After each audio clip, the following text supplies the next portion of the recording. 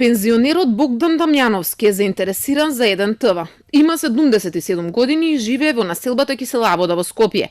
Телма контактираше со него за да го праша зошто еден пензиониран градежник сака да влезе во медиумскиот бизнис.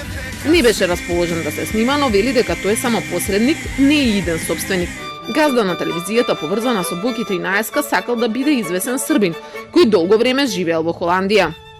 Името не можам да ви го откријам додека не се официализира. Подготвен е да вложи во телевизијата околу 2 милиони евра.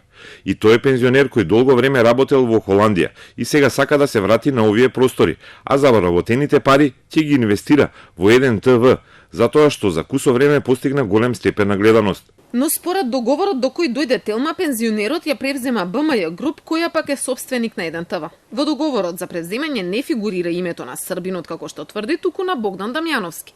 Во него таткото на Боки 13, Миле Јовановски и Јасна Ерцеговиќ го подаруваат својот удел во БМЈ Медија Груп на пензионерот Дамјановски.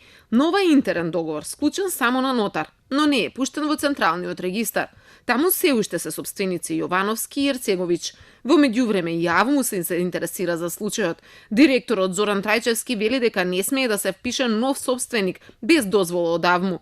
Тој уште пред 10 дена побарал од МВР да утврди кој пушта програма на еден ТВ и размислува за одземање на дозволата на телевизијата. За Телма пак пензионерот потврди дека тој бил само финансиски консултант за профит и тој побарал да се пушти програмата откако се пријавил заинтересираниот инвеститор. Сега стравува дека мистериозниот бизнисмен ќе се откаже после негативната кампања која се води преку медиумите. Во моментов имаме подпишано само интерен договор за превземање. За ова беа запознаени и Бојан Јовановски и неговиот татко Миле уште од поодамна. Овој човек доаѓа во понеделник и ќе се увери во нашите анализи, а не во она што го тврди УЈЕП.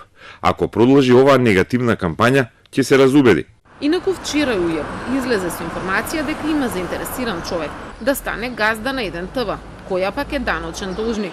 Според пензионерот пак, на инвеститорот не му пречела аферата поврзана со Бојан Јовановски и рекет. Ги негира тврдењата на УЈЕП за еден ТВ дека е должник на државата.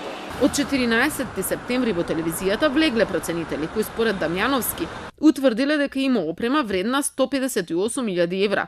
Негира дека целата ТВ опрема била на Томато продукција, а еден ТВ ја изнајмувала за 800 евра како што тоа го тврдеше вчера УЈЕП. Според Дамјановски, еден ТВ имала само 2 неисплатени плати за 7 и 8 месец.